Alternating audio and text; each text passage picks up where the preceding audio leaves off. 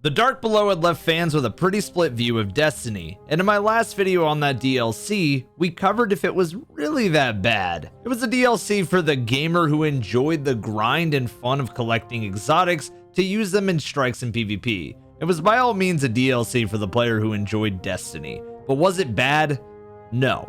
No, it wasn't as bad as critics shelled it for being. In fact, the Dark Below added the core components of what your average Destiny enjoyer liked at that time. I say at that time because Bungie has changed direction on the series so many times that you may feel differently if you started in the past year or so. But in 2014, headed into 2015, this is the stuff your average player liked. I'll give it a 7 out of 10 since I didn't rate it in that video, but with the backlash from the Dark Below, how did Bungie respond with the House of Wolves? Some people really hold this one in high contention as Destiny at its best, while others just sort of throw it in the bottom of the list or in the middle of the pack of Destiny. So I guess the question shouldn't be, was the House of Wolves really that bad? And more, was it really that generic? Quick answer for the Subway Surfer 7-second attention span viewers. Oh, wait, hold on. Let me put that right there. It's one of the best DLCs Bungie has ever made and shouldn't be called the House of Wolves, but instead House of Health, for adding so much to the core experience of Destiny. That being said, it still definitely had some fumbles here and there. Fans loved it, critics hated it is the best way to put the House of Wolves, as OpenCritic shows only 38% of critics recommend the game, with Chris Carter of Destructoid saying that, quote, Destiny just feels as smooth as ever as a shooter, but at this point you should wait until after year 1, as they are calling it now, to see if Bungie is going to come up with something new. I really hope the rumored 2.0 version of the game has completely new areas and enemies, but at this rate we may even get a Destiny 2 announcement at E3, which will all but confirm the beta test status of the original game. Bungie took a rooster, slicked its hair back, and dressed it up as a human. House of Wolves is the chicken boo of video game DLC. Now, what the hell is a chicken boo? Hold on, let me Google that. What is a chicken boo?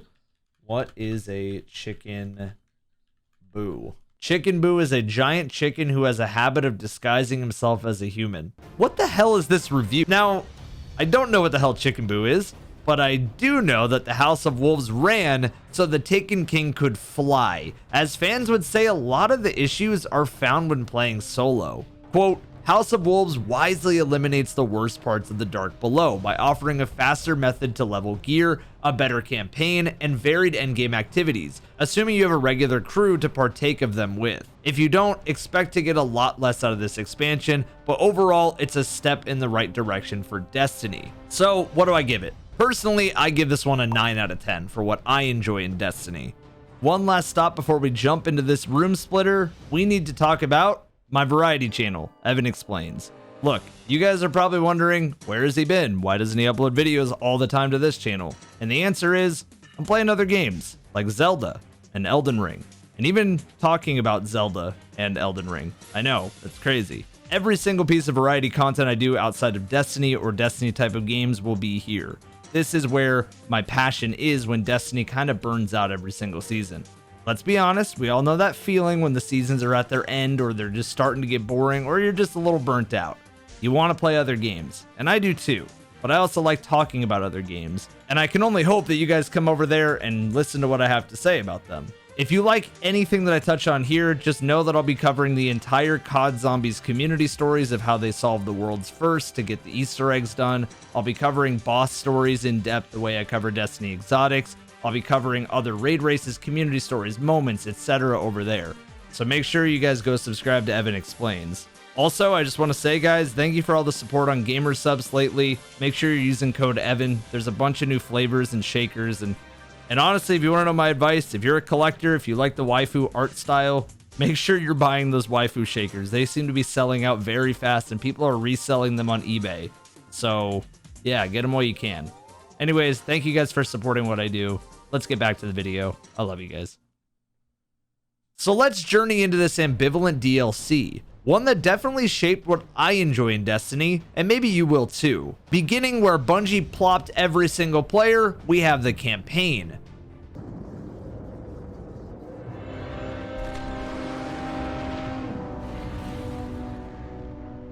But wait, Before we get to the campaign, there was something added to hype this DLC. No, it wasn't the streamers going out to showcase the DLC, although that was nice, but it was treasure keys. Before the House of Wolves was the return of the Queen's Wrath, which was a mission-based event in the very beginning of Destiny 1's release, and wouldn't return until May of 2015. Petra, who's wearing a mask and looks different from the one we will meet, came with wanted bounties, the new Pike vehicle, the new Scorch Cannon, and of course, treasure keys. Found throughout different spots on Venus and Earth, all you had to do in these specific areas was look for a message that said a pack of wolves is prowling, and you had a chance at a treasure key from the chest so long as you kept your timer. You could also go in and out of load zones and come back for that loot too. The treasure keys were just hoarded until the House of Wolves released, but I always loved how it built world immersion, even if it was pretty simple. And I have some of my most fond memories of Destiny 1 just doing this. So yeah, it's nostalgic, it was simple, but it's cool. After the Battle of Crotasville, we're called to the Reef by Petra Venj, Queen Marasov's right-hand badass who tells us the plot of what's to come. Skolas tried to assassinate Mara, aka where this amazing cutscene took place. They met that mercy with betrayal. Now, they will feel my wrath.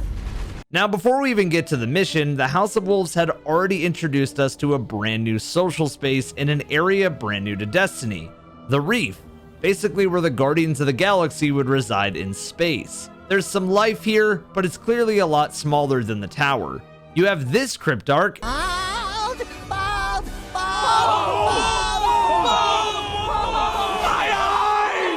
this nice postmaster that I always wanted to give head pats to, this lantern for some really pointless reason, the servitor bomb ball to mess with your friends, hidden ghosts scattered throughout, and Variks, a loyal vandal who had his arms ripped off before, and is the last standing member of House Judgment. More on him later. We also have this hooded man named Brother Vance. Again, more later. There's this giant door that the Awoken guard every time you get close to, and it sucks to say, but this might be the only place in Destiny 1's history we could never see behind. I've always wondered what was back there, and Destiny 1 always did such a good job of keeping me interested in what was behind the doors. Even if it was eventually something small, it felt like a nice relief to get back to areas previously undiscoverable, and it made the rooms feel so much more special.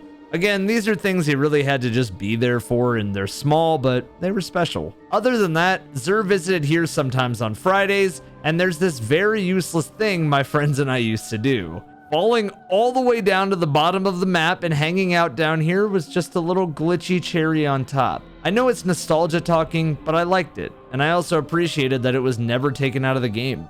Back to Petra, she hands us a mission because every mission in Destiny 1 had us go back and forth from NPCs to the mission itself. This time we are told to go to Venus, and so we're off. Now you may not know a lot about the House of Wolves, but a quick summary is that the Fallen, after the Traveler left them for us, were split into clan-like houses, and the Wolves, once loyal to the Awoken, betrayed them in search of greater power under the lead of the Kell Skolas. This mission was described as a big step up for Destiny, and I'm not gonna lie guys, nostalgia or no nostalgia, I think critics were huffing copium, because this mission is just pretty basic. You shoot a Fallen with a brand new pike, then Petra delivers one of my favorite stupid cheesy lines in all of Destiny. Last week I was delivering court messages. Today we're delivering explosions. I love field work. Get after them, Guardian. It's just so goofy. Your ghost is detecting traces of a stasis field. Wait a minute! You then do a cat and mouse with Skolas, who had a scorching cannon to see you. Then you kill some Fallen and you get to use a scorch cannon on every enemy around you for the first time in the series, other than if you did the treasure key event. It's just a circle of killing enemies and then back to the Reef for step 2. Before you head on to mission 2, Petra rewards you with Destiny's first ever sidearm, and one that I put on a Destiny quiz not long ago in the community tab. Oh yeah, I do those every single day, so make sure you guys have the bell on and you're checking the community tab. The Vestian Dynasty, like every other sidearm in Destiny 1, used special ammo. I know it's weird to think about, but nobody wanted to shoot a primary ammo sidearm when hand cannons already existed as a much stronger option for a similar type of weapon. Some people in my quiz pointed out that Vestian Dynasty had the ability to do damage to hobgoblins when they went immune, but I couldn't find anything on that, so I guess it's a mystery. After some filler of killing Fallen to get the materials, it was off to Earth for the Silent Fang. One note I'd like to make is that the Fallen were around Mara Sov when you first met her in the vanilla campaign, and knowing they're scattered and against her now is really a sweet payoff. I loved how each House of Fallen felt unique from others, as the House of Devils always had trip mines and traps, while the House of Wolves was all about making a scene, being in your face, and wow, they are very blue. The mission has you fighting backwards through where you first were resurrected in the vanilla campaign, but instead of waking up, you were there to put Fallen down. Yeah, I learned that one from Petra. You kill some Fallen to deny Skolas the crown over the House of Devils. What was your plan, Skolas? Kill the House of Devils and become their king? It's generic, but we continue. We go back to the Reef and pick up the mission, the Ruling House, which at this point in the story is the House of Kings, an equally dangerous yet more hidden house that assisted Skolas' original plot to take over the Reef, but Mara Sov intruded the plan to stop them from doing so. I always wondered why she gave them a second chance if the Fallen already tried to overthrow her before. The mission has us going backwards through the Devil's Lair strike and out the other end of the rocket yard, where we're introduced to one of the areas I was talking about earlier, the ones that you always want to see but are cut off from the player.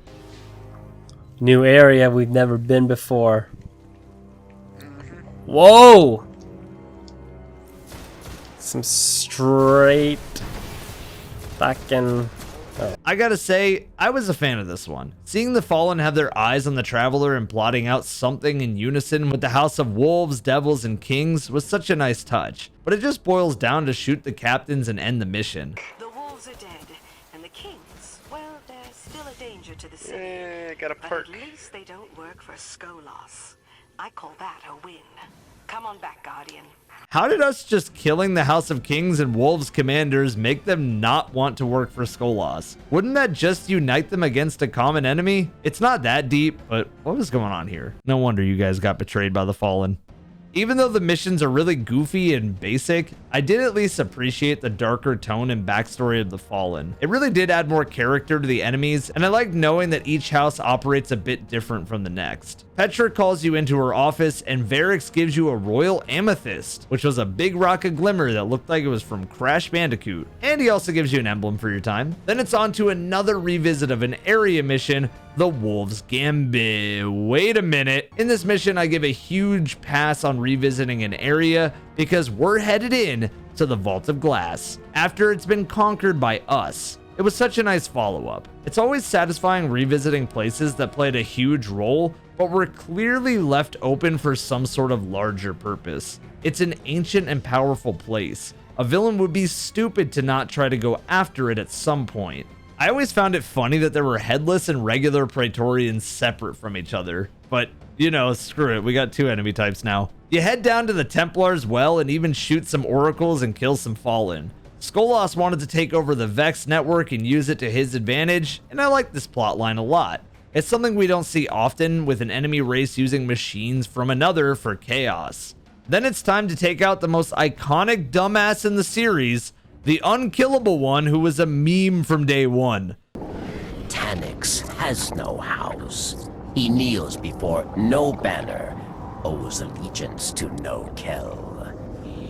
He is a murderer, and very good at what he does. The Shadow Thief was the only strike in the House of Wolves, but it was a really solid one, and that area would be turned into the Black Spindle's secret mission in the Taken King. There's not much to say other than it's a cat and mouse strike following Tanix, the Scarred, who looked very unique since his body was made up of different Fallen equipment. Now it's time for the final mission in the DLC, the Queen's Ransom. And I know what you're thinking. I will be subscribing to this channel and his variety channel, Evan Explains. Oh, you're thinking it's over already. Yeah, right. That's what you're thinking. Right when we find out the villain's motivations, it's time to push him out of the story, right? Yes and no, which is what the Queen's Ransom is all about. We journey up another untouched but always just one wall away area, the Vex Citadel, way up in the sky of Venus for one final showdown. Jumping Vex platform to platform disappearing in front of you was a nice homage to the Vault of Glass in a truly new environment, and it was refreshing as it was bittersweet. Since playing this, you just kind of know it's the end. What was a really nice touch was the Fallen spawning in like the Vex normally would, implying Skolas had control of the tech, and we could see it right in front of us. You fight through, you collect some dead ghosts, and now the objective was to shoot the Vex portals to make the servitors not immune and to do damage to Skolas. After more waves and shutting down more portals to do damage, Skolas was dead. Not dead, but captured. Skolas was taken away onto the Neat Awoken ship and hauled off to the Prison of Elders. This is Morasov, Queen of the Awoken. Guardian, when you first came in search of the Black Garden, I thought of you as just another mote of light, too far from its traveler. I see now that I was wrong. Accept my thanks, and the promise of a fitting reward. Petra, bring Skolas to me. You get an amethyst, an emblem, a treasure key for the Prison of Elders, and the campaign is now over. This one was a lot better than the Dark Below's missions, but that's not really saying much. But I do dare to say that the stakes are grander for the villain, knowing that he is captured and awaiting you in the hardest leveled version of the Prison of Elders. And this is something that Bungie would do the following fall, but in a raid. While there may not be a raid, Prison of Elders combined with Trials of Osiris was Bungie's way of giving players a reason to play without adding a new raid. And at first, a lot of players were scoffing at the idea of no raid. But in hindsight, this was a much better idea. After the controversial ease and cheese of Crota, Bungie were a lot better off adding core activities to the game outside of raids. And man oh man, did this DLC do that. Prison of Elders welcomes you. Do not fail, Guardian. What he said. Prison of Elders already has a separate video on my channel, but let's talk about it again. This activity had you fight waves of enemies and do objectives like Dismantle mines, yes, or die. These were all spread out in different environments, and the idea of the Prison of Elders was to have a round-based and mechanic-based activity that could replace the fundamentals of a raid. It was talked about and teased in the Winter's Run Strike Boss dialogue, but the prison was now open for us to visit. I always found it odd that the prison just had us going in to kill aliens we locked up.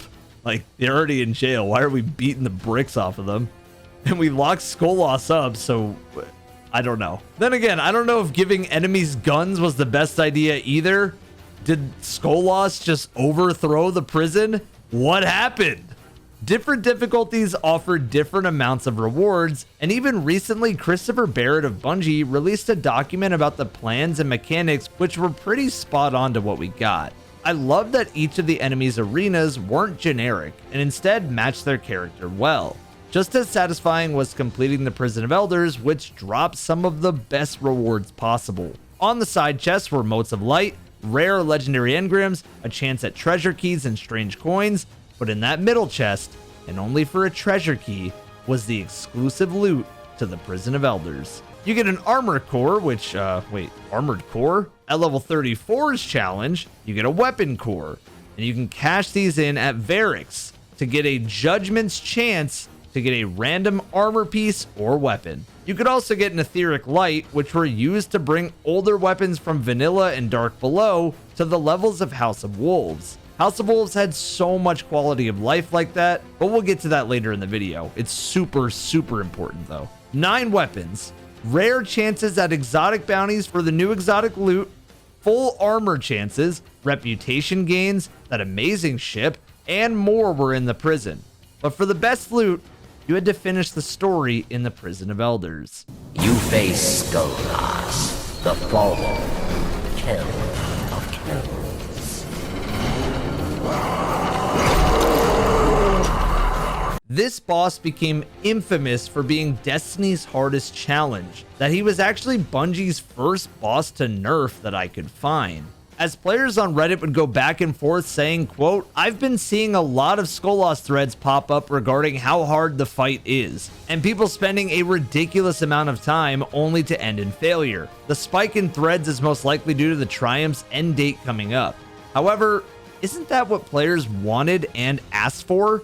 A challenging boss with phases and different mechanics? Am I alone in the fact that I find the Skolas fight actually enjoyable? It reminds me of a raid boss of sorts, but maybe for 3 and not 6. Instead of the stationary bosses we're used to in Strikes, we finally got a challenging endgame boss that goes through 3 phases, forces you to not stay in a single corner and cheese, and requires a serious level of communication and teamwork. Isn't this what we all wanted?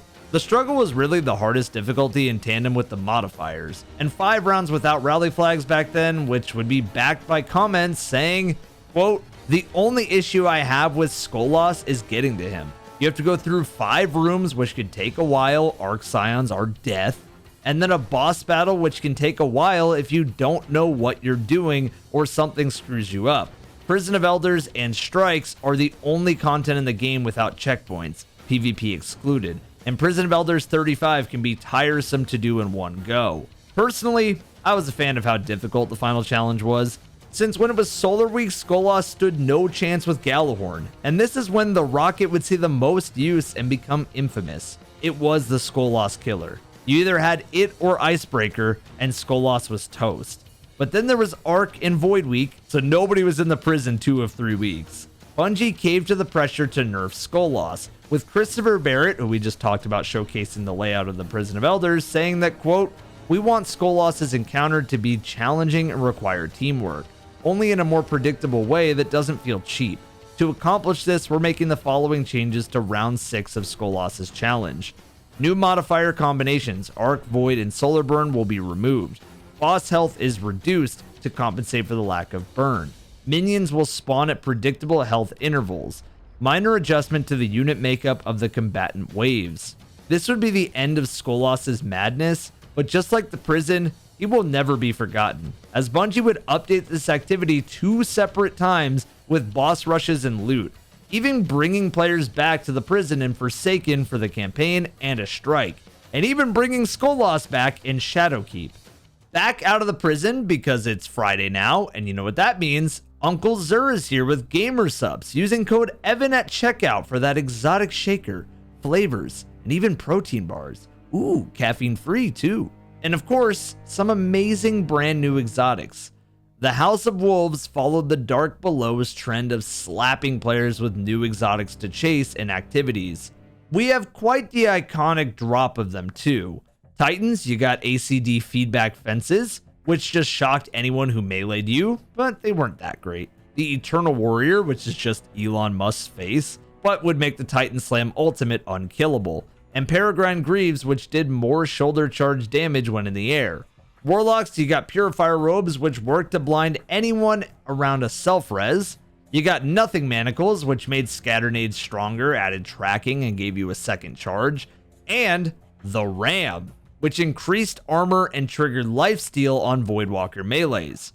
Hunters, you guys are up with the best of the bunch. You got Kepri's Sting, whoa, I know what you're saying. Hold on, we're getting there.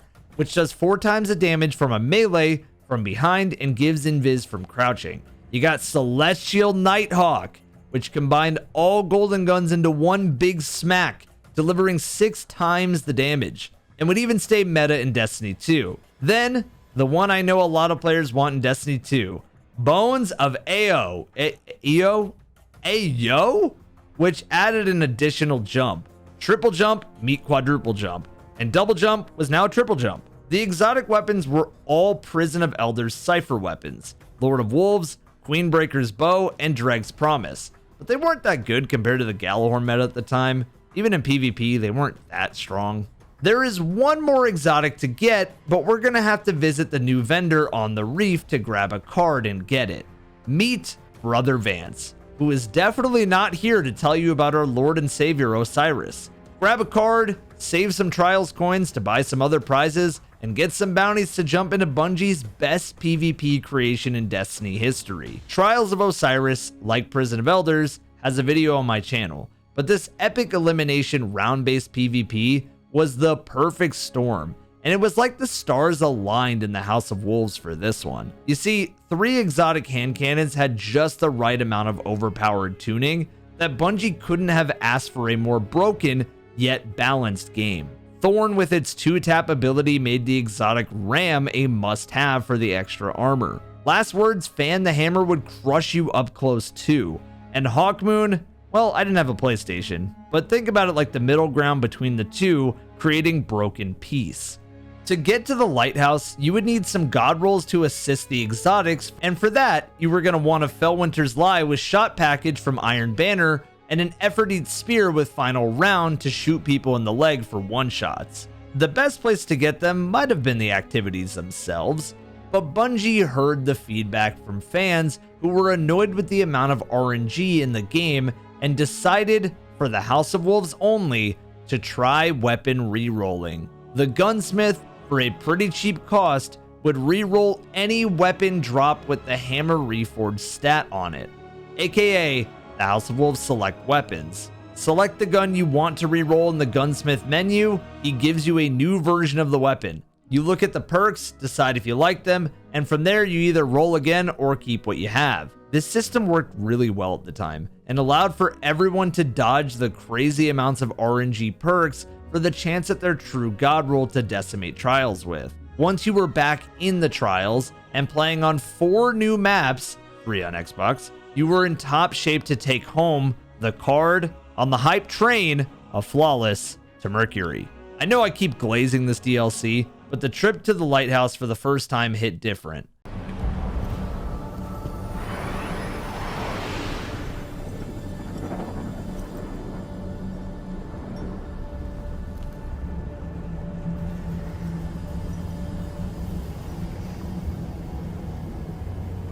Brand new exclusive social space for you and your fire team on a new planet to ask questions about in Mercury, the mystery surrounding Osiris, the close proximity walls, which would get to be explored in Destiny 2, and of course, the big mighty treasure chest for that last exotic remaining, the Eye of Osiris emblem. The only exotic emblem in Destiny history, and with that came adept primary weapons with burns on them, and added perks to the normal variants. Trials had loot on every drop screen, every bounty, and kept you interested in what was next. It was as refreshing as the Prison of Elders, and while I felt the prison eventually got old, Trials never lost me in its first iteration. As time went on, Bungie would update the mode in the Taken King and Rise of Iron, but we'll talk about those when the series gets there. The days of 365 Gallowhorn were in the House of Wolves, since that was the max weapon level, but with the exotics you needed an exotic shard for max level, and etheric light for legendaries. 42 was the light level needed for max and to do max damage to skull loss. Bungie even updated the ascendant shards and energy to radiant shards and energy, with a material exchange at the speaker. To me, this was peak Destiny in terms of systems that worked to build activities that were rewarding. It's important to mention since these all worked in tandem to build the backbone of why this DLC was so enjoyable. To call House of Wolves bad or mid is such an insult to the quality it had, and goes to show me that most critics reviewed Destiny based on story missions, and because it was trendy to not give props to the game. I think finding your own voice is important when judging games, since they're just so disposable. But trends are trends for a reason, and Bungie was all about breaking those in this DLC. Solid 9 out of 10. And yes, I am nostalgic to this DLC, but even nostalgia aside, everything that we've talked about, this is one of the best offers of content to focus on the core experience of Destiny, and this would be the foundation for the Taken King to soar into the skies in the following fall. I think I'm a fan of Chicken Boo after this one. Thanks for watching this episode of Was It Bad? Until next time, I'll be seeing you on my second channel, Evan Explains, and back here for more Destiny.